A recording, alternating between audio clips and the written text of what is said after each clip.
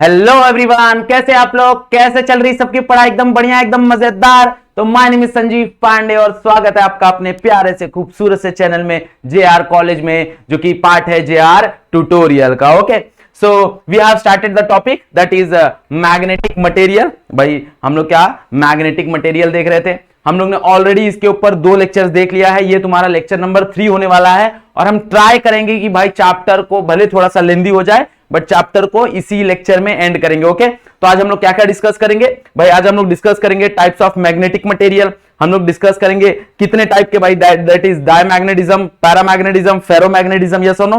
कहीं ना कहीं तुमने ये थोड़ी बहुत स्टोरी तुम्हारे केमिस्ट्री में पढ़ी होगी। ओके, फिर हम लोग इफेक्ट ऑफ टेम्परेचर देखेंगे, हम लोग हिस्टेरिसिस लूप देखेंगे जो कि one of the most important topic है। ओके, चलो तो let us start with story. कहानी चालू करते हैं। सबसे पहले भाई डायमैग्नेटिक मटेरियल, या फिर जिसको तुम लोग डायमैग्नेटिज्म बोलते हो। ओके, तो डायमैग्नेटिक मटेरियल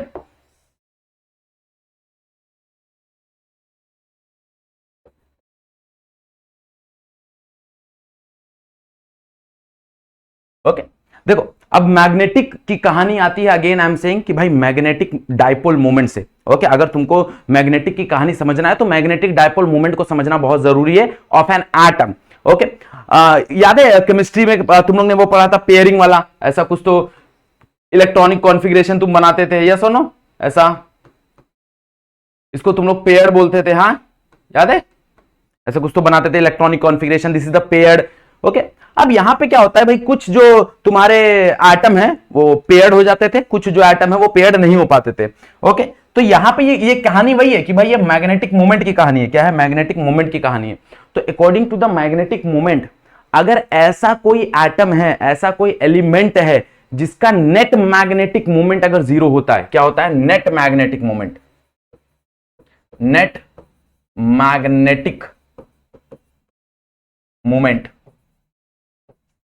अगर उसमें 0 हो जाता है तो भाई वो डायमैग्नेटिक प्रॉपर्टी बनाता है। क्या बनाता है? Diamagnetic property. ओके, अब जनरली जो डायमैग्नेटिक प्रॉपर्टी है ना वो मैग्नेटिक नहीं है, वो बोल सकते हो तुम एंटी मैग्नेटिक है। ओके, ऐसा मैं एग्जांपल के तौर पे समझाने के लिए तुमको बता रहा हूं कि भाई वो मैग्नेट से अट्रैक्ट नहीं होती है, वो मैग्नेट से रिपल होती हैं। क्या होती है? मैग्नेट से रिपल होती हैं। ओके, ऐसा कारण क्या है? कारण यह है कि भाई जब मान लो कि तुमने एक मैग्नेटिक फील्ड रखा है, यहां पे मान लो कोई मैग्नेटिक फील्ड है, this is your magnetic field. अब कहीं से तुम अगर यहां पे एक मटेरियल ला दो, डायमैग्नेटिक मटेरियल ला दो, तो क्या हो रहा है? ये जो एक्सटर्नल मैग्नेटिक फील्ड है, this is external magnetic field, this is external magnetic field. तो एक्सटर्नल मैग्नेटिक फील्ड की वजह से, एक्सटर्नल मैग्नेटिक फील्ड की वजह से, एक्सटर्नल मैग्नेटिक फील्ड की वजह से इसके अंदर जो मैग्नेटिक डाइपोल है ना, इसके अंदर जो मैग्नेटिक डाइपोल है वो क्या करते हैं? वो अपोजिट डायरेक्शन में अलाइन हो जाते हैं। वो जो अनपेयर्ड है ना वो अपोजिट डायरेक्शन में अलाइन हो जाते हैं। तो वो अपोजिट डायरेक्शन में अलाइन हो गए तो वो क्या कर रहे हैं? बेसिकली वो ये वाले मैग्नेटिक फील्ड को क्या कर रहे हैं? अपोज कर रहे हैं। क्या कर रहे हैं? ये वाले मैग्नेटिक फील्ड को क्या कर रहे हैं? अपोज कर रहे हैं। इसलिए जब कभी भी तुम लोग डायमैग्नेटिक मटेरियल को अगर एक नॉन यूनिफॉर्म फील्ड में रखोगे, ओके, अगर नॉन यूनिफॉर्म फील्ड में रखोगे तो नॉन यूनिफॉर्म फील्ड में हमेशा याद रखना इट ऑलवेज मूव फ्रॉम, वो हमेशा उल्टे डायरेक्शन की तरफ जाएगा। मतलब वो हमेशा स्ट्रॉन्ग फील्ड से वीक फील्ड की तरफ जाएगा। ओके, वो दूर भागेगा। ऑलवेज कहां भागेगा वो भाई? वो स्ट्रॉन्ग फील्ड से वीक फील्ड की तरफ भागेगा। कहां भागेगा? स्ट्रॉन्ग फील्ड से वीक फील्ड की तरफ भागेगा। ये चीज याद रखना। यस और नो? बात सुना रही कि नहीं सुना रही है? ओके भाई, क्योंकि ये मैग्नेटिक फील्ड को अपोज करते हैं। ये क्या करते हैं? मैग्नेटिक फील्ड को अपोज करते हैं। किस कारण की वजह से? भाई उसका जो मैग्नेटिक डाइपोल है वो अपोजिट डायरेक्शन में अलाइन हो जाता है। तो इनडायरेक्टली अगर हम लोग देखने जाए तो भाई उसका जो नेट मैग्नेटिक मोमेंट होता है वो 0 होता है। अगर उसको नॉन मैग्नेटिक फील्ड में रखा तो वो क्या करते हैं भाई? स्ट्रॉन्ग फील्ड से कहां जाते हैं? वीक फील्ड की तरफ जाते हैं।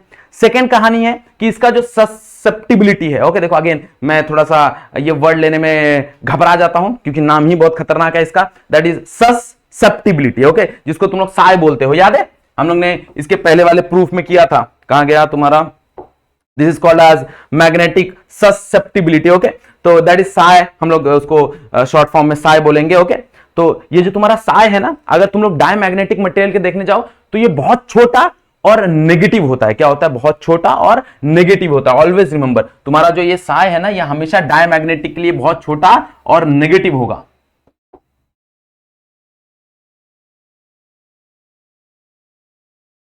क्लियर? ये चीज याद रखना, ये चीज याद रखना कहीं ना कहीं। बात समझ आ रही है? अब कौन कौन से मटेरियल है भाई तुम्हारे पास? बहुत सारे ऐसे मटेरियल हैं।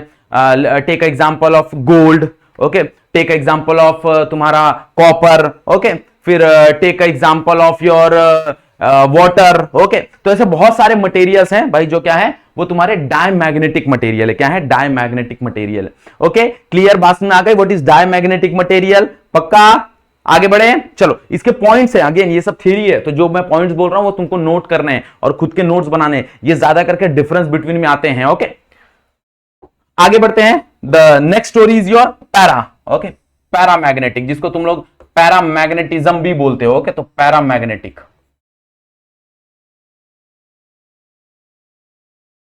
Paramagnetic material, okay. तो what is this paramagnetic material? Okay, अब ये पैरामैग्नेटिक मटेरियल क्या है भाई? ये मटेरियल है ना तुम्हारे डाई से स्ट्रांग है। मतलब ये बेसिकली तुम बोल सकते हो ये मैग्नेटिक को प्यारा है, मतलब ये मैग्नेट की तरफ अट्रैक्ट होता है, ओके। अब what is this diamagnetic material? तो इनिशियली अगर तुम लोग देखने जाओ कि भाई जब कभी भी तुम्हारा एक्सटर्नल फील्ड एब्सेंट है, तो यहां पे भी जो मटेरियल है ना, उसके जो डायपोल्स रहते हैं ना, वो रैंडम डायरेक्शन में रहते हैं, ओके। मतलब कुछ डायपोल ऐसे रहेंगे, कुछ डायपोल ऐसे रहेंगे, कुछ डायपोल ऐसे रहेंगे, मतलब वो रैंडम डायरेक्शन में अलाइन रहते हैं, ओके। कोई फिक्स्ड डायरेक्शन नहीं रहता उनका, सारे के सारे रैंडम डायरेक्शन में बिखरे होते हैं। In the absence of external magnetic field, in the absence of external magnetic field, in the absence of external magnetic field. Clear? बात समझ आ रहा है ना? तो जब कभी भी एक्सटर्नल फील्ड वहां पे प्रेजेंट नहीं है, तो भाई तुम्हारे जो मैग्नेटिक डायपोल है वो अलग अलग रैंडम डायरेक्शन में क्या करेंगे? रैंडम डायरेक्शन में ये रहेंगे, अलाइन रहेंगे। अब क्या हो रहा है भाई, ये वाला जो इफेक्ट है वो इससे बैलेंस्ड हो जा रहा है, इसका इफेक्ट इससे बैलेंस, मतलब हर एक को कोई ना कोई अपोज करने के लिए वहां प्रेजेंट है। मतलब जो तुम देखने जाओ तो उसका जो नेट मैग्नेटिक इफेक्ट है वो भी यहां पे गायब है, यहां पे कोई भी नेट मैग्नेटिक इफेक्ट तुमको नहीं मिलेगा। हाँ, अब जैसी ही मैं इसको सेम मटेरियल को अगर मैग्नेटिक फील्ड में प्रेजेंट कर दूं, मतलब इन द प्रेजेंस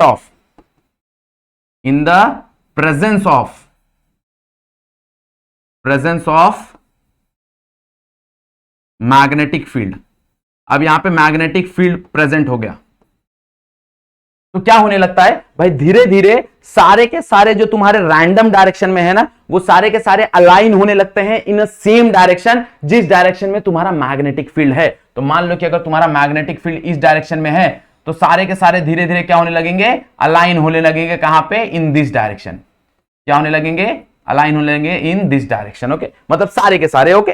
हाँ, 100% नहीं होंगे, बट कुछ तुम बोल सकते हो भाई 90-95% क्या हो जाएंगे? डायपोल्स अलाइन हो जाएंगे in a direction of the magnetic field, and now this material become a magnetic material. और ये जो मैग्नेटिक मटेरियल है, ये डाई से स्ट्रॉन्ग मैग्नेटिक मटेरियल है। इसलिए जब कभी भी तुम लोग इसको नॉन यूनिफॉर्म मैग्नेटिक फील्ड में रखोगे ना, जब कभी भी नॉन यूनिफॉर्म मैग्नेटिक फील्ड में रखोगे, non uniform magnetic field, non uniform magnetic field, तो ये हमेशा, ओके, ये हमेशा कहां से कहां मूव करेंगे? It always move from weak field, weak field से ये स्ट्रॉन्ग फील्ड की तरफ जाएंगे, याद रखना। वीक फील्ड से कहां जाएंगे? ये स्ट्रॉन्ग फील्ड की तरफ जाएंगे, ओके। बात समझ आ रहा है? मतलब जब कभी भी इसको तुम लोग नॉन मैग्नेटिक फील्ड में रखोगे, तो जहां पे भी वीक फील्ड होगा, ये स्ट्रॉन्ग की तरफ अट्रैक्ट होंगे। ये क्या होंगे? स्ट्रॉन्ग की तरफ अट्रैक्ट होंगे, ओके।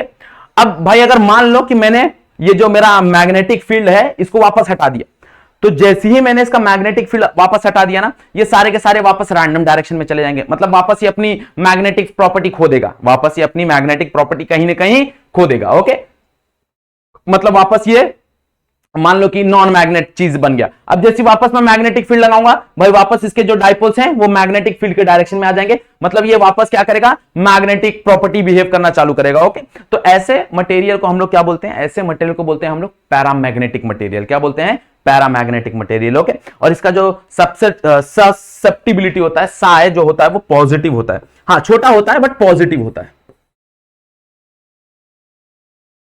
ये चीज पॉजिटिव होती है इसकी, ये चीज याद रखना। ओके, कौन कौन सी कहानी है, कौन कौन सी मटेरियल है जो पैरा शो करती है, अगर हम लोग देखने जाएं तो तुम्हारे पास मेरे ख्याल से वाटर है। ओके, वाटर बोल रहा हूं, एल्यूमिनियम है मेरे ख्याल से। ओके, अगर हम लोग देखने जाए तो एल्यूमिनियम है, फिर तुम्हारे पास लिथियम है मेरे ख्याल से। ओके, मोलिबिडियम है। ओके, तो this are the materials which shows, ये क्या करते हैं, ये शो करते हैं तुम्हारे पैरामैग्नेटिक प्रॉपर्टीज। ओके, क्या शो करते हैं, पैरामैग्नेटिक प्रॉपर्टीज। और ये जो फिनोमिना है, इस फिनोमिना को हम लोग बोलते हैं पैरामैग्नेटिज्म। इसके पहले वाले फिनोमिना को हम लोग बोलते थे डायमैग्नेटिज्म, ये जो फिनोमिना है उसको हम लोग बोलते हैं तुम्हारा पैरामैग्नेटिज्म। ओके, क्लियर, बात समझ आ गई। यहां पे एक कहानी इंपॉर्टेंट है।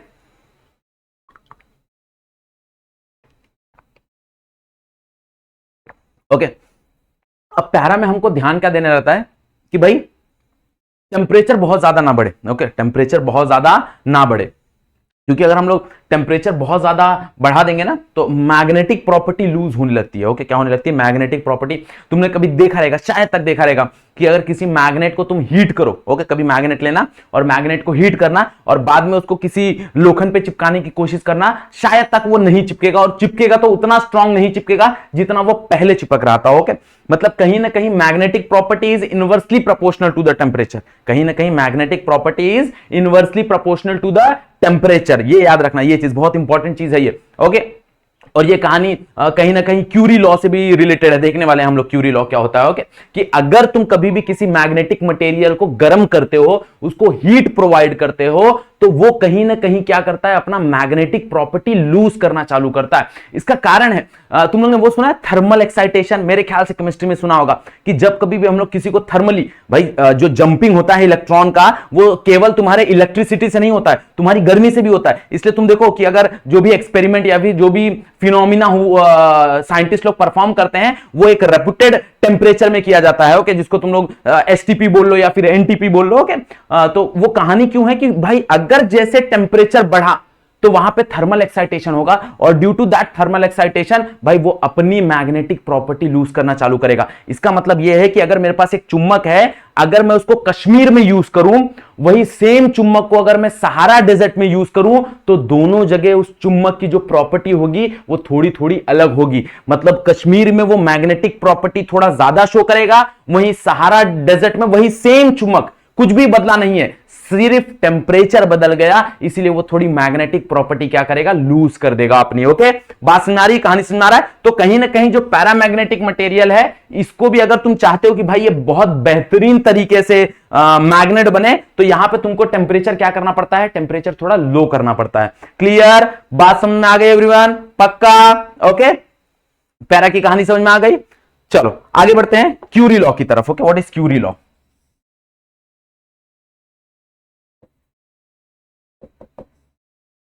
तो व्हाट इज क्यूरी लॉ, भाई क्यूरी लॉ की कहानी आती है कि तुम्हारा जो मैग्नेटाइजेशन है ना, तो फॉर अ पैरामैग्नेटिक, पहले लॉ देख लेते हैं, for a paramagnetic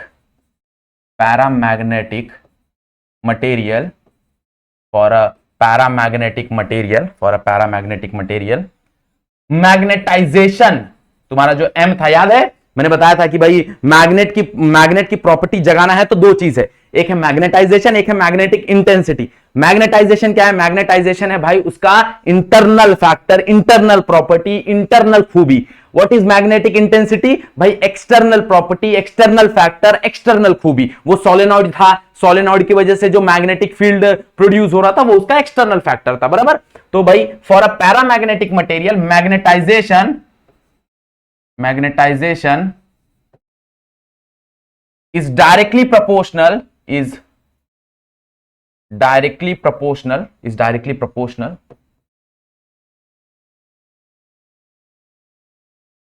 proportional to the external magnetic field is directly proportional to the external magnetic field. भाई एक्सटर्नल मैग्नेटिक फील्ड तुम कितना प्रोवाइड कर रहे हो? अगर स्ट्रॉन्ग मैग्नेटिक फील्ड बनाओगे तो स्ट्रॉन्ग पैरामैग्नेटिक बनेगा, वीक मैग्नेटिक फील्ड लगाओगे तो वीक पैरामैग्नेटिक बनेगा, ऐसा। तो is directly proportional to the external magnetic field and inversely proportional to the absolute temperature. Absolute मतलब वो केल्विन में होना चाहिए, एब्सोल्यूट टेम्परेचर। ओके, वो इनवर्सली प्रोपोर्शनल होता है, मतलब जितना टेम्परेचर कम रखोगे उतना पैरामैग्नेटिक की जो मैग्नेटिज्म है वो थोड़ा सा बढ़ेगा, अगर टेम्परेचर ज्यादा रहेगा तो पैरामैग्नेटिक की जो प्रॉपर्टी है वो थोड़ी सी घटेगी। ओके, क्लियर बात में आ रहा है? मतलब कहीं ना कहीं मैं बोल सकता हूं कि जो कैपिटल एम है वो डायरेक्टली प्रोपोर्शनल है तुम्हारा बी नॉट से। बी नॉट हम लोग ने एक्सटर्नल के लिए यूज किया था, डिवाइड बाय तुम्हारा T, where T is nothing but a temperature, where T is nothing but a temperature. अब जाहिर सी बात है भाई, प्रोपोर्शनलिटी साइन हटाना है, तो प्रोपोर्शनलिटी साइन हटाना है तो जाहिर सी बात है तुमको एक कांस्टेंट डालना पड़ेगा, तो दैट कांस्टेंट इज सी। उस कांस्टेंट को हम लोग क्या बोलते हैं? C. And that C is called as, where C is a Curie constant. C को हम लोग क्या बोलते हैं? Curie constant. बात सुन आ रहा है? यस और नो? ओके, तो ये एक लॉ हो गया, समझ लो।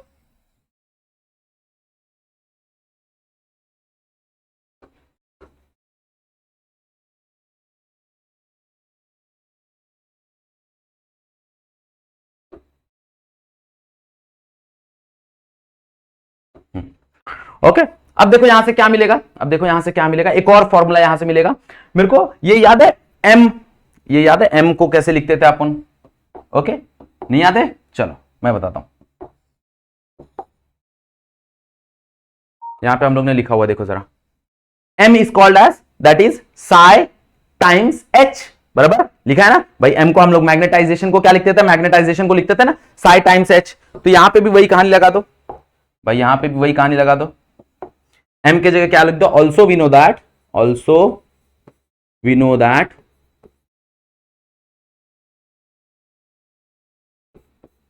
m is equals to psi times h. Substitute here, क्या मिलेगा? therefore psi times h is equals to c b naught by t. अब what is b naught? by b naught is the magnetic field due to external factor. magnetic field due to external factor की कहानी हम लोग ने देखा था भाई, magnetic field due to external factor that is mu naught times h. तो यहां पे हम लोग बोल सकते हैं कि भाई जो बी नॉट है that can be written as mu naught times H. तो हम लोग यहां पे लिख सकते हैं psi H is equals to C mu naught times H. हाँ या ना?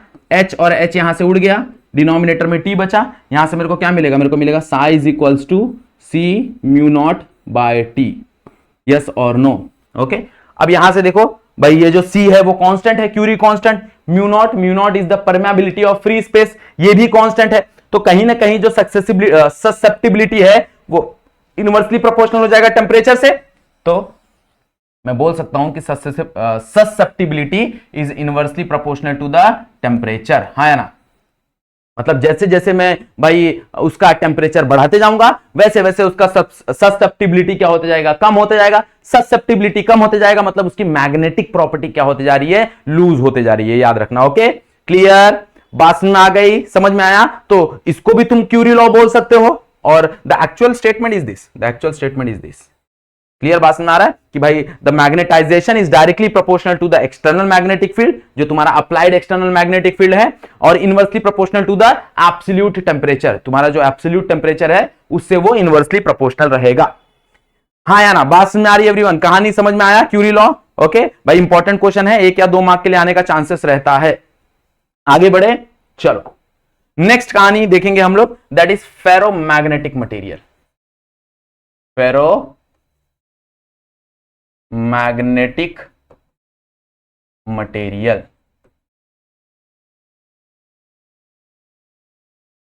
तो व्हाट इज फेरोमैग्नेटिक मटेरियल? क्या होता है फेरोमैग्नेटिक मटेरियल? ओके, उसके ऊपर हम लोग डिस्कस करेंगे। अब ferromagnetic material is the strongest magnetic material among all of this. Okay, जो भी तुम्हारा डाई है भाई, डाई तो रिपल कर रहा है, बचा पैरा, पैरा अट्रैक्ट कर रहा है, बट उससे भी ज्यादा स्ट्रॉन्गेस्ट होता है तुम्हारा फेरोमैग्नेटिक। ओके, जिसको तुम लोग फेरोमैग्नेटिज्म भी बोलते हो। ओके, अब what is this ferromagnetic material? भाई फेरोमैग्नेटिक मटेरियल में क्या होता है मालूम है क्या, कि एक थियरी है that is called as domain theory. मतलब ऐसा माना जाता है कि भाई, माना मतलब ऑब्वियसली रिसर्च है इसके पीछे, कि भाई तुम्हारा जो मटेरियल है, जो एलिमेंट है, वो क्या करते हैं, तुम्हारे जो मैग्नेटिक डाइपोल है ना, उनको रीजन में बांट लेते हैं। जैसे मान लो कि ये तुम्हारा पैरामैग्नेटिक मटेरियल है, तो पैरामैग्नेटिक मटेरियल में ना कि तुम्हारे जो डाइपोल्स हैं छोटे छोटे झुंड में, वो एक पर्टिकुलर डायरेक्शन में अलाइन हो जाते हैं, और जो भी उस डायरेक्शन में अलाइन हुए ना, वो पर्टिकुलर एक रीजन में जाके सेट होते हैं, and that region is called as domain. जैसे मान लो कि यहां पे एक डोमेन है ऐसा, ओके, मान लो कि यहां पे एक डोमेन है ऐसा, मान लो कि यहां पे एक डोमेन है ऐसा, मान लो यहां एक डोमेन है ऐसा, ओके। तो ऐसे बहुत सारे डोमेन बन जाते हैं, और इसके अंदर मैग्नेटिक डाइपोल है ऐसा। तो ये जो डोमेन है, इसके अंदर के जो डाइपोल हैं वो कुछ इस डायरेक्शन में है, यहां का जो डोमेन है उसके जो डाइपोल हैं वो कुछ इस डायरेक्शन में है, यहां का जो डोमेन है उसका जो डाइपोल है वो कुछ इस डायरेक्शन में है,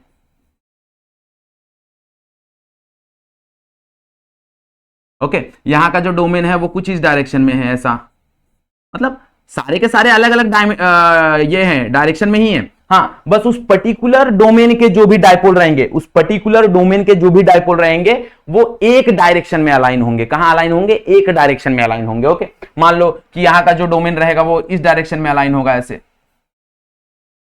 तो ऐसे बहुत सारे डोमेन है, बहुत सारे डोमेन है। अगर मैं अप्रोक्सीमेटली वैल्यू देना चाहूं तो वैल्यू में दे सकता हूं कि भाई डोमेन का जो साइज होता है वो लगभग 10⁻⁻6 मीटर के आसपास होता है। 10⁻⁻6 से लेकर 10⁻⁻4 डोमेन साइज अगर हम लोग देखने जाएं, डोमेन साइज अगर हम लोग देखने जाए ना, तो डोमेन साइज लगभग बराबर होते हैं तुम्हारे 10⁻6 से लेकर 10⁻4 मीटर के आसपास, ओके।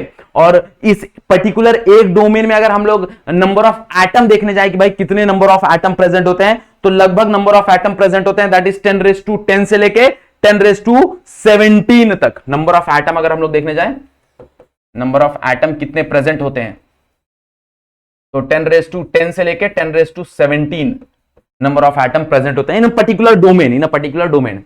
अब यहां पे भी देखो, अगर तुम यहां पे भी देखने जाओगे तो कहानी वही है कि भाई यहां पे भी देखो नेट मैग्नेटिक फील्ड अभी भी 0 मिल रहा है। भाई ये वाला डोमेन इस तरफ है, ये वाला डोमेन इस तरफ है, ये वाला डोमेन इस तरफ है, ये वाला डोमेन इस तरफ है। मतलब अभी भी सारे के सारे अपोजिट डायरेक्शन या फिर रैंडम डायरेक्शन में है, हाँ, बट पर्टिकुलर डोमेन में है। पर्टिकुलर क्या है? डोमेन में है। अब क्या होता है, अब क्या होता है कि भाई मान लो कि मैंने इसको कोई नेट मैग्नेटिक फील्ड दिया। क्या दिया? मैंने इसको कोई नेट मैग्नेटिक फील्ड दिया।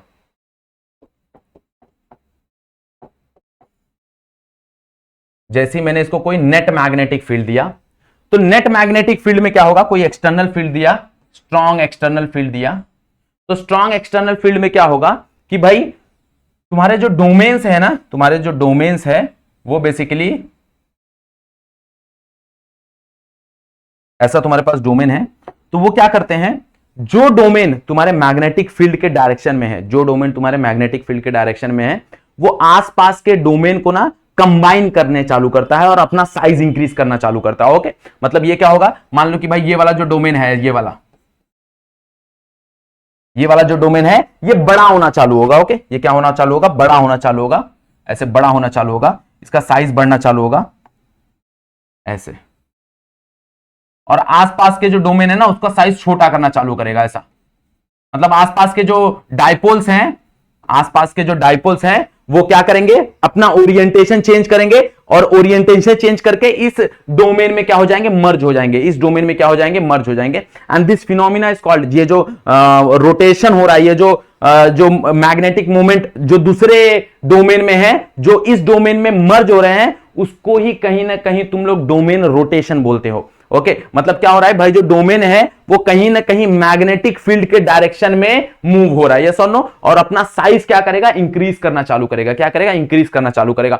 मान लो कि अगर मैंने बहुत स्ट्रॉन्ग मैग्नेटिक फील्ड लगाया है, तो बहुत स्ट्रॉन्ग मैग्नेटिक फील्ड की वजह से क्या हो जाएगा कि भाई लगभग सारे के सारे जो भी डोमेन थे, वो सारे के सारे डोमेन मर्ज हो जाएंगे और एक बड़ा डोमेन बनाएंगे, और उस डोमेन के अंदर का जो भी मैग्नेटिक डाइपोल रहेगा, उसका जो डायरेक्शन रहेगा वो तुम्हारे नेट मैग्नेटिक के डायरेक्शन के साथ रहेगा। ओके, क्लियर बात में आ गई एवरीवन। मतलब यहां पे बेसिकली वो जो डोमेन है वो डोमेन अपना साइज इंक्रीज कर रहा है। कैसे इंक्रीज कर रहा है भाई, आसपास के जो डोमेन है उनका जो डाइपोल है वो उस डायरेक्शन में अलाइन हो रहे हैं जिस डायरेक्शन में मैग्नेटिक फील्ड है और इसके साथ मर्ज हो जा रहे हैं। तो इसकी वजह से इसका क्या हो जा रहा है भाई, डोमेन का साइज इंक्रीज होते जा रहा है, इंक्रीज होते जा रहा है। ओके, क्लियर बात समझ आई। और ये बहुत स्ट्रॉन्ग मैग्नेटिक मटेरियल है। मतलब अगर इसको तुम लोग नॉन यूनिफॉर्म मैग्नेटिक फील्ड में रखोगे, अगर इसको तुम लोग नॉन यूनिफॉर्म मैग्नेटिक फील्ड में रखोगे, नॉन यूनिफॉर्म मैग्नेटिक फील्ड, तो ये भी क्या होगा भाई, ये भी मूव होगा वीक फील्ड से स्ट्रॉन्ग फील्ड की तरफ, वीक फील्ड से स्ट्रॉन्ग फील्ड की तरफ। क्लियर बात समझ आ रहा है। ये जो नॉन यूनिफॉर्म मैग्नेटिक फील्ड है, अगर तुम इस नॉन यूनिफॉर्म मैग्नेटिक फील्ड में कोई मैग्नेटिक मटेरियल रखोगे जो कि फेरामैग्नेटिक है, तो वो कहां से कहां मूव होगा, वो वीक से स्ट्रॉन्ग की तरफ मूव होगा। और इसका अगर ये देखने जाओगे, साय देखने जाओगे, तो वो भाई बहुत बड़ा होता है। पॉजिटिव तो होता ही है बट साथ में बहुत बड़ा होता है। इसका जो वैल्यू है वो पैरा से बड़ा होता है, पैरामैग्नेटिक मटेरियल से इसके ससेप्टिबिलिटी का जो वैल्यू होता है वो पैरामैग्नेटिक मटेरियल से बड़ा होता है। अगर मैं वैल्यू तुमको देना चाहूं तो टेक्स्ट बुक में है, तुम लोग रेफर कर सकते हो। इसका जो वैल्यू होता है वो लगभग 100 से 1000 के बीच में होता है। इसके लिए जो वैल्यू होता है दैट इज वो 10⁻² से 10⁻³ के आसपास होता है। वहीं अगर मैं इसकी बात करूं, पैरा की बात करूं, तो लगभग पैरा का जो वैल्यू होता है वो लगभग 0 से 10⁻³ तक होता है। 0 से 10⁻³ तक होता है। पॉजिटिव होता है बट 10⁻³ तक होता है। ओके, क्लियर, ये रेंज है उसका। हाँ या ना, बात समझ में आ रही कि नहीं समझ में आ रही एवरीवन? कहानी समझ में आ रही भाई? What is ferromagnetic material? अब फेरोमैग्नेटिक मटेरियल की एक खासियत है ना कि भाई इनके पास एक तरह का मान लो मेमोरी पावर है। इनके पास एक तरह का क्या है, मेमोरी पावर है। कैसा मेमोरी पावर है? मान लो कि अगर मैं ये मैग्नेटिक फील्ड हटा दूं, मैं जो एक्सटर्नल मैग्नेटिक फील्ड हटा दूं, तब भी इनमें से कुछ जो डाइपोल है ना, उनका मेमोरी इतना स्ट्रांग है कि वो क्या करेंगे, वो उसी मैग्नेटिक फील्ड के डायरेक्शन में रहेंगे। मतलब कहीं ना कहीं अगर मैं मैग्नेटिक फील्ड हटा भी दूं ना, तो भी इनके पास मैग्नेटिक प्रॉपर्टी रहता ही रहता है। ओके, अगर मैं तुम्हारा जो नेट मैग्नेटिक फील्ड है वो हटा भी दूं, तो कुछ जो डाइपोल्स हैं, अच्छा खासा डाइपोल्स, वो उसी डायरेक्शन में अलाइन होते हैं जिस डायरेक्शन में तुम्हारा मैग्नेटिक फील्ड था। अभी वो है नहीं, फिर भी वो उसी डायरेक्शन में अलाइन रहेंगे और अपने अंदर की जो मैग्नेटिक प्रॉपर्टी है वो जगा के रखेंगे। मतलब ये बेसिकली मैग्नेट बन चुके हैं। ओके, ये this types of material is used to make a permanent magnet. जो तुम लोग देखा रहेगा, तुम लोग अपना जो ये रहता है ना अलमीरा रहता है, उस पे देखो बचपन में हम लोग ने मैग्नेट बहुत चिपकाया है। तुम लोग ने चिपकाया नहीं पता, लेकिन मैंने बहुत चिपकाया है। हम लोग का जो अलमीरा रहता है वो तुम्हारा इसका रहता है ना, लोखंड का रहता है। तो हम लोग कहीं से भी जाते थे, मैग्नेट लेके आते थे बचपन में और फटाक से उसके ऊपर चिपका चिपका के ऐसा कलेक्शन बनाते थे। ओके, बेसिकली वो जो सारे मैग्नेट्स है वो कहीं ना कहीं क्या है, फेरोमैग्नेटिक है। क्या है? फेरोमैग्नेटिक। भाई ferromagnetic material used to make a permanent magnet. Okay, permanent magnet बनाने के लिए बहुत बेहतरीन तरीके से काम आता है। ओके, अगर इसका एग्जांपल देखने जाओ तो तुम्हारे पास बेहतरीन एग्जांपल है। तुम्हारे पास निकल है, कोबाल्ट है, तुम्हारे पास तुम्हारा आयन है। आयन भी बहुत अच्छा फेरोमैग्नेटिक मटेरियल है। Okay, so these are the ferromagnetic material. एक और एलॉय है जिसको तुम लोग एल निको बोलते हो, शायद तक तुमने सुना होगा, नहीं सुना होगा तो नोट कर लेना। That is called as Alnico. Alnico, Alnico is a type of alloy. ये एलॉय है, तुम लोग देखते हो ना काला कलर का चुम्बक आता है। ओके, तुम लोग बोलते हो अरे ये तो पत्थर है, ये तो पत्थर है। एक्चुअली वो पत्थर नहीं है, that is a Alnico. Okay, वो एल निको है, that is a alloy of aluminium, nickel and cobalt. Okay, तो ये उनका एलॉय है जो कि सबसे स्ट्रॉन्गेस्ट फेरोमैग्नेटिक मटेरियल है। Okay, this is the strongest ferromagnetic material we have. Okay, मैं सुपर कंडक्टर की बात नहीं कर रहा हूं, सुपर कंडक्टर की कहानी अलग हो जाती है। ये सबसे स्ट्रॉन्गेस्ट मटेरियल है फिलहाल फेरोमैग्नेटिक में भाई, जो कि तुम्हारा बहुत स्ट्रॉन्ग मैग्नेटिक मटेरियल है। अगर तुम लोग इसको रखोगे मैग्नेटिक फील्ड में और मैग्नेटिक फील्ड हटा भी दोगे तो भी अपनी मैग्नेटिक प्रॉपर्टी क्या करता है, लूज नहीं करता। क्लियर बात समझ में आ रही है एवरीवन? पक्का कहानी समझ में आ रही है एवरीवन? समझ में आया सबको what is ferromagnetic material? Okay, अब फेरोमैग्नेटिक की कहानी वही है कि भाई अगर तुमने टेंपरेचर बढ़ाया तो क्या होगा, ये अपनी मैग्नेटिक प्रॉपर्टी लूज करना चालू करेगा। ये कोई भी मैग्नेटिक मटेरियल के साथ है। अगर तुमने टेंपरेचर इंक्रीज किया तो it will start losing the magnetic property. वो अपनी मैग्नेटिक प्रॉपर्टी लूज करना चालू होगा, ये गारंटी है।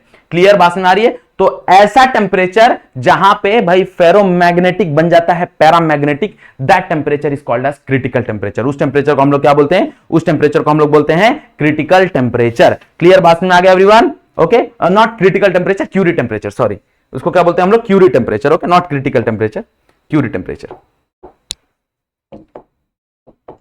क्रिटिकल टेम्परेचर एक्चुअली मैं इसमें पढ़ा रहा हूं ना, क्या बोलते हैं, थर्मल प्रॉपर्टीज में, तो इसकी वजह से वो हो गया। तो what is Curie temperature? The temperature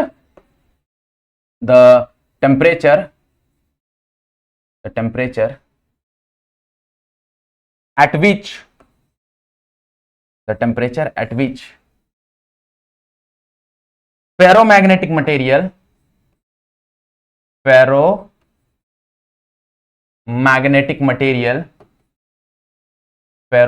material the temperature at which ferromagnetic material become paramagnetic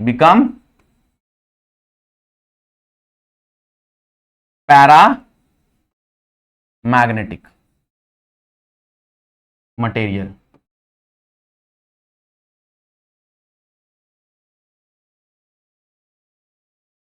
Okay, the temperature at which ferromagnetic become paramagnetic material, then the temperature is called as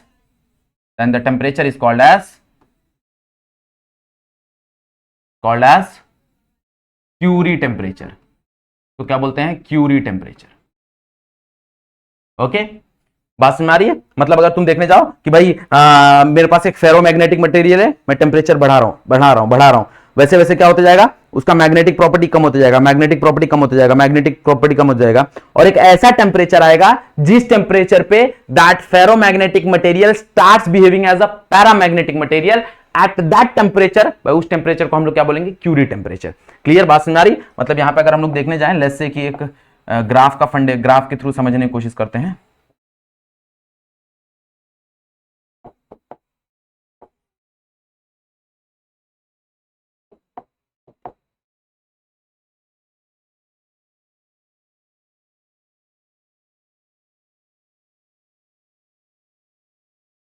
okay, देखो ये जो दिख रहा है that is your, ये मान लो कि तुम्हारा साय है।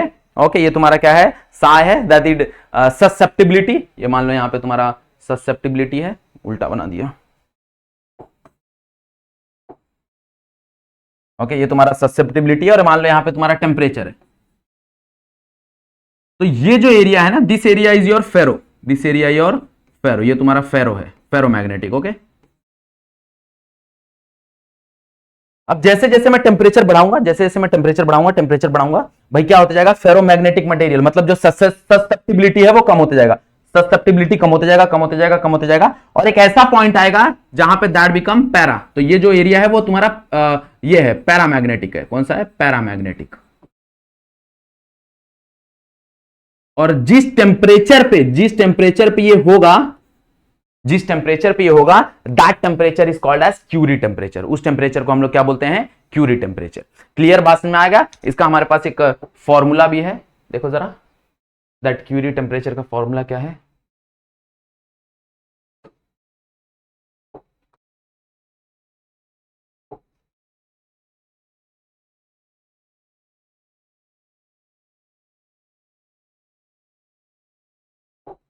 Okay, what is the formula for Curie temperature? That is psi is given by C minus Tc. Okay, that is T minus Tc, where T should be greater than the Tc. Okay, where Tc is your Curie temperature. Tc क्या है? Tc है तुम्हारा Curie temperature.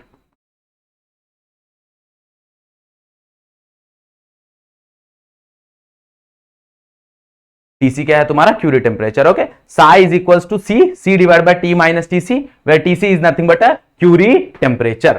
Clear बात में आ गया? Okay, हम लोग ने ऑलरेडी देखा ना कि भाई तुम्हारा जो साई होता है वो इनवर्सली प्रोपोर्शनल टू ये होता है, क्या बोलते हैं, टेम्परेचर होता है। तो वही कहानी है, C is your Curie constant. Okay, तो psi is nothing but C divide by T minus T C. Okay, clear बात में आ रहा है एवरीवन? कहानी समझ में आ गई? What is Curie temperature, what is ferromagnetic. Okay, ये बहुत इंपॉर्टेंट कहानी है। ओके, चलो नेक्स्ट आगे बढ़ते हैं। The most important topic that is your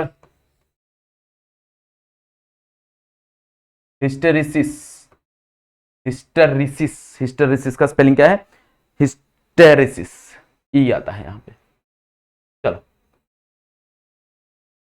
तो the next topic is your hysteresis loop. Okay, the next topic is your hysteresis loop. What is hysteresis loop? Okay, तो देखो जरा, याद है हिस्टेरिसिस लूप हम लोग ने एक और जगह देखा था, 11th में तुम लोग ने मेरे ख्याल से ये वाला टॉपिक पढ़ा होगा, सॉलिड वाला, mechanical properties of solid, elasticity वाला टॉपिक, स्ट्रेस स्ट्रेन था वहां पे।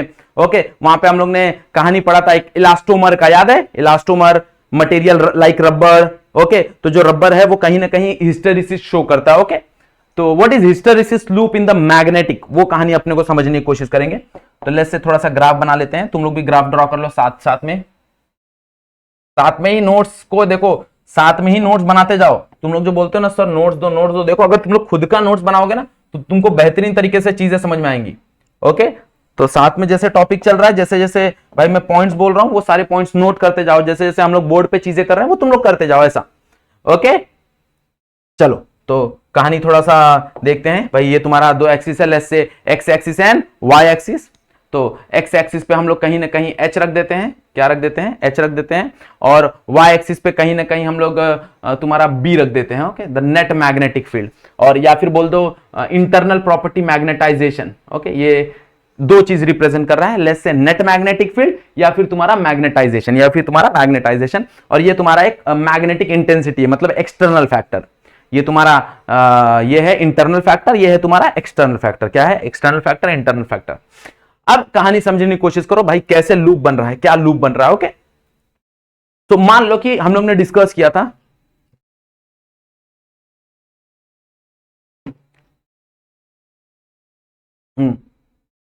ओके, मैंने तुमको बताया था कि भाई अगर मैग्नेटिक प्रॉपर्टी बननी है तो मैग्नेटिक प्रॉपर्टी बनने का दो कारण है। क्या कौन सा दो कारण है? एक है एक्सटर्नल, जिसको हम लोग ने बोला था मैग्नेटिक इंटेंसिटी, और एक है internal, that is a magnetisation. तो कहीं ना कहीं भाई एक मटेरियल लिया जा रहा है, अब उस मटेरियल को हम लोग ने एक एक्सटर्नल मैग्नेटिक फील्ड में रखा है। याद है सोलेनॉइड बनाया था, सोलेनॉइड बना के उस मटेरियल को अंदर रखा था, यस और नो? और जैसे हम लोग सोलेनॉइड में से करंट पास कर रहे थे तो सोलेनॉइड क्या कर रहा था? एक मैग्नेटिक फील्ड बना रहा था। उस मैग्नेटिक फील्ड की वजह से वो जो मटेरियल है उसके अंदर भी मैग्नेटिक फील्ड जाग रहा था, दैट इज मैग्नेटाइज, उसकी वजह से वो क्या बन रहा था? वो मैग्नेटिक मटेरियल बन रहा था। और एक और फैक्टर है, that is your internal factor, that is magnetic dipole. Magnetic dipole की वजह से मैग्नेटाइजेशन होता है, यस और नो?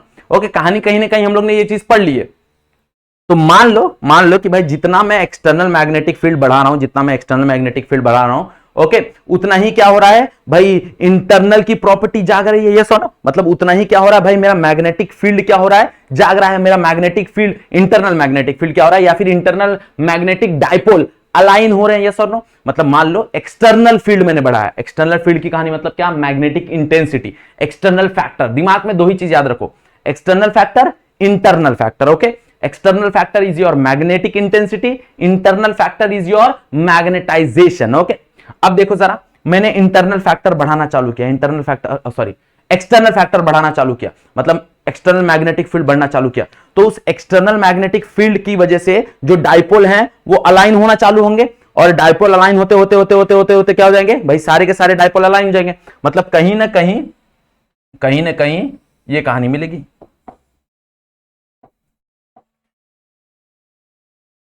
ओके, कुछ ऐसी कहानी मिलेगी हमको। ओके, मतलब जैसे जैसे मैं एक्सटर्नल फील्ड बढ़ाते जाऊंगा, वैसे वैसे क्या होगा भाई? मेरा मैग्नेटाइजेशन भी बढ़ते जाएगा, और कहीं यहां पे हम लोग पहुंच जाएंगे। अब ये जो पॉइंट है इसको नाम दे दो ए। अब व्हाट इज ए भाई? A is the saturation point for that magnet. ये जो ए है ये क्या है? ये है सैचुरेशन। ये क्या है? Saturation point. What is the saturation point भाई? जैसे जैसे मैं एक्सटर्नल मैग्नेटिक फील्ड बढ़ा रहा हूं, भाई उसकी इंटरनल मैग्नेटिक डायपोल अलाइन हो रही है। अब मान लो कि भाई एक मैग्नेटिक मटेरियल में 100 मैग्नेटिक डायपोल है। ओके, अब सारे 100 के 100 मैग्नेटिक डायपोल अलाइन हो गए।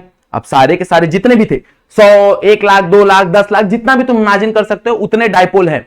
अब सारे के सारे डायपोल जब अलाइन हो गए, ओके, अब उसके बाद में कितना भी मैग्नेटिक फील्ड बढ़ा लूं, उससे ज्यादा मैग्नेटिक फील्ड डाइपोल अलाइन होंगे क्या? मतलब उससे ज्यादा मैग्नेटिक प्रॉपर्टी वो शो करेगा क्या? उससे ज्यादा मैग्नेटाइजेशन होगा क्या? नहीं होगा भाई, क्योंकि ऑब्वियस सी बात है ना, मेरे पास 100 डाइपोल है, मैंने फील्ड बढ़ाया, 100 के 100 डाइपोल अलाइन होना चालू है, 10 हुआ, 20 हुआ, 30 हुआ, 40 हुआ, 50 हुआ, 60 हुआ, 70 हुआ, 80 हुआ, 90 हुआ, 100 हो गया। अब जब 100 हो गए, मतलब सारे के सारे डाइपोल अब अलाइन हो चुके हैं। अब मैं कितना भी मैग्नेटिक फील्ड बढ़ा लूं, कितना भी मैग्नेटिक इंटेंसिटी, कितना भी एक्सटर्नल फैक्टर बढ़ा लूं, भाई उसका इंटरनल फैक्टर चेंज होने वाला नहीं है। जितना मैग्नेटाइजेशन होना था उतना मैग्नेटाइजेशन हो गया। यस और नो? मतलब एक पॉइंट पे पहुंच जाएगा, that point is called as saturation. उसको हम लोग क्या बोलते हैं? सैचुरेशन, मैग्नेटिक सैचुरेशन बोल सकते हो, कोई प्रॉब्लम नहीं है। Okay, clear? कहानी समझ में आ रही है? अब क्या हुआ, अब भाई मैंने अपना एक्सटर्नल फैक्टर कम करना चालू किया, मतलब एक्सटर्नल मैग्नेटिक फील्ड कम करना चालू किया, मतलब एक्सटर्नल मैग्नेटिक इंटेंसिटी कम करना चालू किया। याद रखना, अगर मैं एक्सटर्नल मैग्नेटिक फील्ड बोल रहा हूं, इसका मतलब मैं इंटेंसिटी की बात कर रहा हूं। मैं इंटरनल बोल रहा हूं, इसका मतलब मैग्नेटाइजेशन की बात कर रहा हूं। कि इस चीज का ध्यान देना। तो मैंने एक्सटर्नल मैग्नेटिक फील्ड क्या किया? कम करना चालू किया। तो एक्सटर्नल मैग्नेटिक फील्ड अगर मैं कम करूंगा तो भाई ऑब्वियसली बात है, उसके जो डाइपोल्स अलाइन थे वो वापस रैंडम डायरेक्शन में जाना चालू करेंगे। यस और नो? तो होना क्या चाहिए था? होना यह चाहिए था कि भाई जैसे जैसे मैं एच कम करता, आई कम होता, यहां तक आ जाता। होना यह चाहिए था, बट ऐसा हुआ नहीं। क्या हुआ भाई? जैसे जैसे मैं एच कम कर रहा था ना, आई भी कम हो रहा था। मतलब मेरा जो मैग्नेटाइजेशन है, जो इंटेंसिटी है, मैग्नेटिक इंटेंसिटी, जो उसकी इंटरनल प्रॉपर्टी है, वो भी कम हो रही थी। That is your magnetisation, that is your M. ये कहीं ना कहीं कम हो रही थी, बट वो वापस जीरो पे नहीं आई, वो वापस यहां चली गई। Okay, and this is called as, इसको बोलते हैं रिटेंटिविटी। ये जो पॉइंट है ना, this point is called as retentivity. Retentivity spelling देख लेना तुम लोग। ओके, स्पेलिंग का तुमको पता ही है भाई, कोई नई बात तो है नहीं। तो रिटेंटिविटी की कहानी है ये। इसका मतलब क्या है? इसका मतलब ये है कि भाई मेरा जो एक्सटर्नल मैग्नेटिक फील्ड था उसको मैंने जीरो कर दिया। मेरा एक्सटर्नल मैग्नेटिक फील्ड साफ साफ जीरो हो गया, बट जो इंटरनल फैक्टर था, जो मेरे डाइपोल थे, वो कुछ डाइपोल, भाई जो कुछ डाइपोल है वो अभी भी अलाइन है। मतलब उसके अंदर कुछ मैग्नेटिक प्रॉपर्टी अभी भी होल्ड है। मतलब मान लो कि अगर ये एक रिमोट है, एक मैग्नेटिक मटेरियल है, इसको मैंने एक सोलेनॉइड में रखा है। अब मैंने सोलेनॉइड का करंट जीरो कर दिया, भाई इसमें से कोई करंट पास नहीं हो रहा, मतलब external magnetic field zero. But ये जो मटेरियल है, ये मटेरियल के जो डाइपोल है ना, ये अभी भी कुछ डाइपोल, सारे का नहीं बट कुछ डाइपोल अभी भी अलाइन है, जिनकी वजह से इसके पास अभी भी मैग्नेटिक प्रॉपर्टी है, जिसकी वजह से अभी भी इसके पास मैग्नेटाइजेशन है। मतलब वो अभी जीरो नहीं हुआ। तो जितना मैग्नेटाइजेशन उसने स्टोर कर लिया उसको ही हम लोग क्या बोलते हैं? रिटेंटिविटी। ओके, तुमने सुना है ना, रिटेन कर लेते हैं। जैसे आईपीएल में क्या करते हैं? प्लेयर को रिटेन कर लेते हैं, होल्ड कर लेते हैं। वैसे यहां पे भी कहानी वही है कि भाई मेरा एक्सटर्नल फील्ड तो जीरो हो गया, मतलब एच तो जीरो हो गया, मैग्नेटिक इंटेंसिटी तो जीरो हो गई, बट जो मैग्नेटाइजेशन है वो जीरो नहीं हुआ। ओके, तो point at which magnetic intensity is zero but the magnetisation is not zero, that is called as भाई रिटेंटिविटी। उसको हम लोग क्या बोलते हैं? उस पॉइंट को क्या बोलते हैं? That is called retentivity. Clear? बात समझ में आ गई? यस और नो? अब भाई अपने को क्या करना है? अपने को तो उसका मैग्नेटिक फील्ड जीरो लाना पड़ेगा। यस और नो? अब मेरे को उसका मैग्नेटिक फील्ड अगर जीरो लाना है, जैसे ये मैग्नेटिक मटेरियल है, इसका मैग्नेटिक फील्ड जीरो लाना है। अब क्या करेंगे? अब हम लोग अपोजिट डायरेक्शन में करंट को फ्लो करना चालू करेंगे। अब जैसे ही मैं अपोजिट डायरेक्शन में करंट को फ्लो करना चालू करूंगा तो इसके जो डाइपोल्स हैं वो क्या होने चालू करेंगे? भाई अपोजिट डायरेक्शन में घूमना चालू करेंगे। यस सुनो, उसके जो डाइपोल्स हैं वो क्या करेंगे? अपोजिट डायरेक्शन में घूमना चालू करेंगे। इसका मतलब जिस डायरेक्शन में उसका मैग्नेटाइजेशन हुआ था वहां की मैग्नेटाइजेशन क्या होना चालू करेगी? कम होना चालू करेगी। ओके, मतलब कहानी कुछ यहां पहुंचेगा।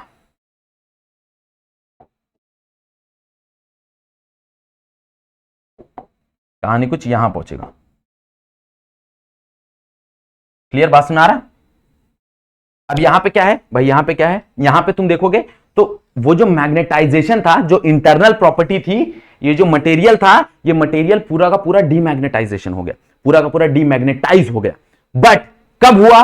मेरे को अपोजिट डायरेक्शन में इसको मैग्नेटिक फील्ड देना पड़ा। मेरे को अपोजिट डायरेक्शन में इतना मैग्नेटिक फील्ड देना पड़ा। ये तुम्हारा H माइनस है ना, ये तुम्हारा H माइनस मतलब भाई नेगेटिव डायरेक्शन में तुम्हारा मैग्नेटिक फील्ड बढ़ रहा है, ये एक्सटर्नल मैग्नेटिक फील्ड। ओके, मतलब नेगेटिव फील्ड एक्सटर्नल, जो एक्सटर्नल मैग्नेटिक फील्ड है वो उल्टे डायरेक्शन में फ्लो हो रहा है।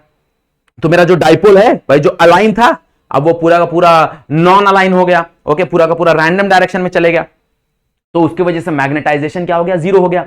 बट वो मैग्नेटाइजेशन जीरो कब हुआ, मेरे को इतना एक्स्ट्रा एक्सटर्नल मैग्नेटिक फील्ड लगाना पड़ा, इतना एक्स्ट्रा मेरे को एक्सटर्नल मैग्नेटिक इंटेंसिटी लगानी पड़ी। ओके, उसके वजह से ये क्या हुआ, जीरो हुआ। तो इस पॉइंट को बोला जाता है कोर्सिविटी। क्या बोला जाता है, कोर्सिविटी।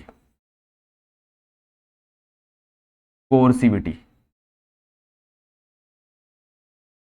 कोर्सिविटी का स्पेलिंग देख लेना तुम लोग, एक कोर्सिविटी, ये मेरे ख्याल से ये नहीं आएगा, कोर्सिविटी। ओके, कोर्सिविटी का मतलब क्या होता है, कोर्सिविटी का मतलब क्या होता है कि भाई मैग्नेटाइजेशन तो जीरो हो गया, बट मैग्नेटाइजेशन जीरो करने के लिए कितना एक्स्ट्रा एक्सटर्नल मैग्नेटिक फील्ड लगा, that is called as coercivity. That is called as coercivity, मतलब नेगेटिव डायरेक्शन में कितना एक्स्ट्रा मैग्नेटिक फील्ड मेरे को देना पड़ा। हाँ या ना, बात समझ आ रही है, सुनो। अब भाई मैग्नेटाइजेशन जीरो हो गया, अब मैं क्या करता हूं, मैं जो नेगेटिव डायरेक्शन में मैग्नेटिक फील्ड दे रहा हूं ना, उसको बढ़ाना चालू करता हूं। मतलब नेगेटिव डायरेक्शन में जो मैग्नेटिक फील्ड है वो बढ़ रहा है, एक्सटर्नल मैग्नेटिक फील्ड। तो उसकी वजह से क्या होंगे, अब जो डाइपोल है वो उल्टे डायरेक्शन में अलाइन होना चालू होंगे। तो भाई डायरेक्शन जो इस तरफ, अब जो डाइपोल अलाइन हो रहे थे, अब वो इस तरफ अलाइन होंगे। जब इस तरफ अलाइन होंगे तो वापस उसके अंदर का मैग्नेटाइजेशन जागना चालू करेगा। बट कैसे जागेगा, अपोजिट डायरेक्शन में। मतलब कहानी कहीं ना कहीं यहां से यहां पहुंच जाएगी। बात समझ आ रहा है, कहानी कहीं यहां से यहां पहुंच जाएगी। ओके, अब यहां पे भी कहानी क्या होगा भाई, यहां पे भी तुम्हारा सैचुरेशन की कहानी आ जाएगी।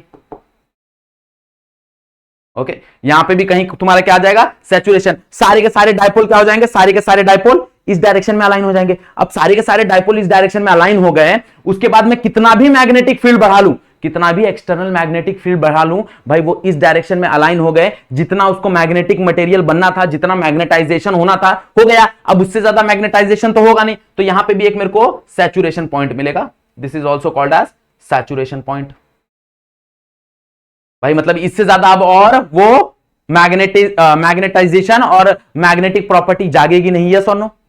अगेन आप कहानी क्या करेंगे भाई, इस डायरेक्शन में जो मैग्नेटिक फील्ड लगाए थे, उसी मैग्नेटिक फील्ड को अपोजिट डायरेक्शन में करेंगे। जब अपोजिट डायरेक्शन में करेंगे तो वापस हम देखेंगे कि भाई यहां कहीं पहुंच गए हम। अब ये कैसी कहानी है भाई, वापस सेम कहानी, ये भी तुम्हारी उल्टे डायरेक्शन में रिटेंटिविटी है। मतलब हमने एक्सटर्नल मैग्नेटिक फील्ड तो जीरो कर दिया, बट कुछ जो डाइपोल इस डायरेक्शन में अलाइन थे वो इसी डायरेक्शन में अलाइन रह गए। तो इसलिए यहां पे जो एक्सटर्नल मैग्नेटिक फील्ड है वो तो जीरो हो गया, एक्सटर्नल मैग्नेटिक फील्ड तो तुम्हारा जीरो हो गया, एच तो तुम्हारा जीरो हो गया, बट जो मैग्नेटाइजेशन है वो कहीं ना कहीं जीरो नहीं हुआ, यस और नो। मतलब जो डाइपोल थे वो इस डायरेक्शन में अब अलाइन रह गए। अब इस डायरेक्शन में अलाइन रह गए, अब वापस मेरे को क्या करना है भाई, उनको जीरो बनाना है। तो अब मेरे को वापस इस डायरेक्शन में मैग्नेटिक फील्ड बढ़ाना पड़ेगा। अब जैसे ही मैं इस डायरेक्शन में मैग्नेटिक फील्ड बढ़ाऊंगा, कहानी कुछ यहां से यहां पहुंच जाएगी। बात समझ आ रहा है। अब ये तुम्हारा इस डायरेक्शन में कोर्सिविटी हो गया, इस डायरेक्शन में तुम्हारा कोर्सिविटी हो गया, यस और नो। मतलब अब यहां पे एक्स्ट्रा मैग्नेटिक फील्ड दिया, एक्स्ट्रा मैग्नेटिक फील्ड की वजह से मेरा मैग्नेटाइजेशन तो जीरो हो गया, बट मेरा मैग्नेटिक फील्ड वहां पे जीरो नहीं है, वहां पे कुछ एक्स्ट्रा मैग्नेटिक फील्ड लग रहा है। और वापस अगर तुम देखने जाओगे तो वापस तुम इसी पॉइंट पे पहुंच जाओगे। ये कहानी है, and this is your hysteresis loop. यही तुम्हारा हिस्टेरिसिस लूप है। समझ में आया साइकिल? ओके, देखो मेरे एंड से मैंने समझाने की कोशिश किया। अगर तुमको कुछ डाउट है तो मेरे को कमेंट सेक्शन में पूछ लो या फिर इंस्टाग्राम पे मैसेज कर दो। I will try to explain you again. Okay, हाँ, इंपॉर्टेंट टॉपिक है इसलिए मैंने तुमको समझाया कि कहानी क्या क्या है। इसके अंदर इंपॉर्टेंट क्या है, saturation point, retentivity, कोर्सिविटी। Okay, external factor, internal factor, ये दो चीज को समझ जाओ, कहानी तुमको पूरा लूप समझ जाएगा। Okay, clear? थियरी जो मैंने तुमको समझाया वही तुमको लिखना है, टेक्स्ट बुक में दिया हुआ है, तो you can refer that. Okay, अगर पढ़ो कुछ डाउट आ रहा है तो पूछो, कोई प्रॉब्लम नहीं। ओके, समझ में आया ये क्यों लूप बन रहा है? ओके, क्या कारण से ये लूप बन रहा है वो समझ में आ रहा है? चलो बहुत बढ़िया। ओके, अब ये लूप फैक्टर है ना, ये लूप फैक्टर दो जगह इस्तेमाल होता है।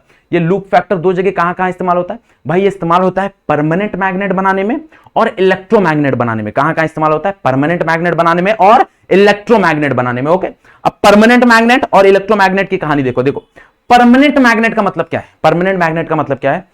अगर एक्सटर्नल फील्ड में हटा भी दूं, अगर मान लो कि मैं एक्सटर्नल फील्ड हटा दूं तो भी उसकी मैग्नेटिक फील्ड गायब नहीं होनी चाहिए।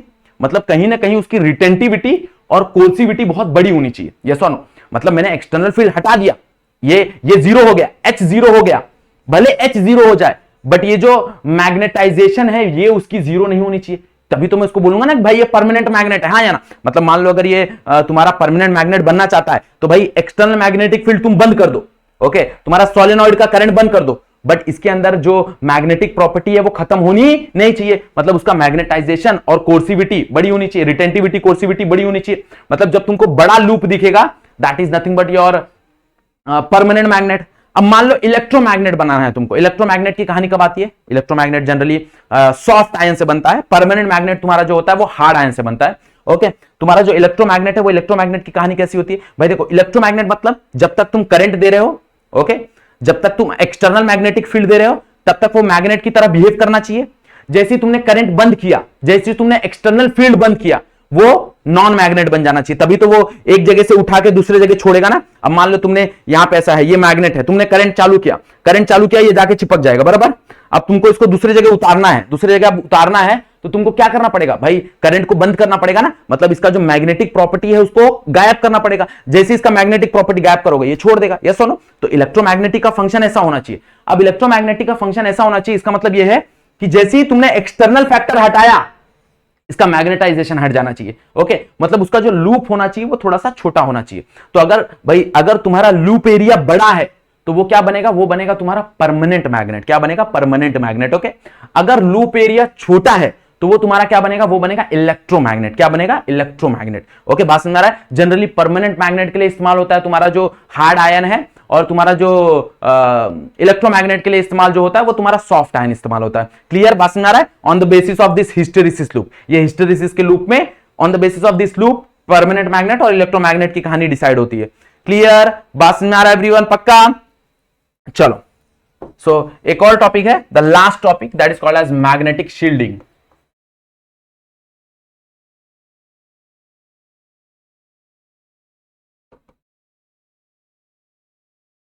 तो what is this magnetic shielding? भाई मैग्नेटिक शील्डिंग क्या होता है? मान लो कि तुम्हारे पास एक मैग्नेट है, लेट्स से ये नॉर्थ पोल हो गया और लेट्स से ये साउथ पोल हो गया, और लेट्स से ये तुम्हारा मैग्नेटिक फील्ड लाइंस है, these are the magnetic field lines, north से साउथ की तरफ आया ना, ये तुम्हारा मैग्नेटिक फील्ड लाइंस है। Okay, these are the magnetic field lines.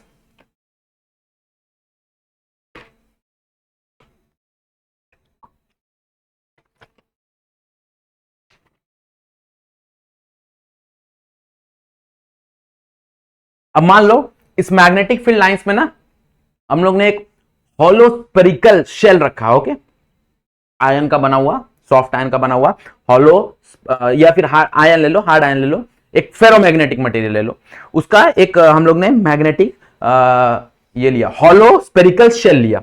तो this is your hollow spherical shell. Okay, hollow है ये, क्या है? हॉलो।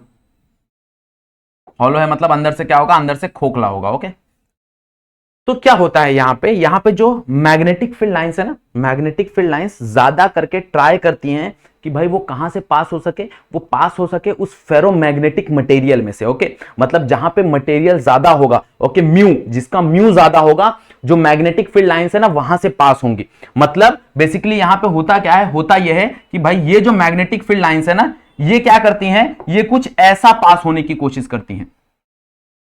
ये जो मैग्नेटिक फील्ड लाइंस हैं ये कुछ ऐसा मैग्नेटिक फील्ड लाइंस पास होने की कोशिश करती हैं।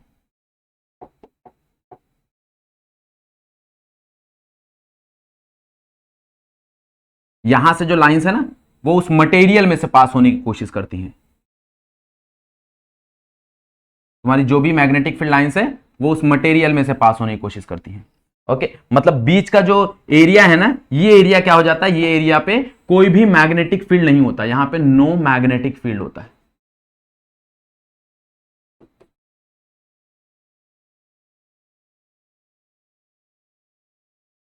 ओके, यहां पे नो मैग्नेटिक फील्ड प्रेजेंट होता है और इसीलिए इसको बोला जाता है मैग्नेटिक शील्डिंग। मतलब ये जो ये एरिया है ना, ये एरिया मैग्नेटिक फील्ड से शील्ड हो चुका है, मतलब वहां पे अब कोई भी मैग्नेटिक फील्ड नहीं है। ओके, ये ज्यादा करके काम आता है तुम्हारा जो स्पेस शटल होता है, जो तुम्हारा ये होता है स्पेस स्टेशन होता है। ओके, वहां पे क्या होता है, बहुत सारे इलेक्ट्रॉनिक डिवाइसेस है, और तुमको पता है कि भाई स्पेस में अनवांटेड मैग्नेटिक फील्ड प्रेजेंट है। अगर अनवांटेड मैग्नेटिक फील्ड प्रेजेंट है तो वो क्या करते हैं, मैग्नेटिक फील्ड तुम्हारे इलेक्ट्रॉनिक डिवाइस को खराब कर सकते हैं, जाहिर सी बात है, यस और नो।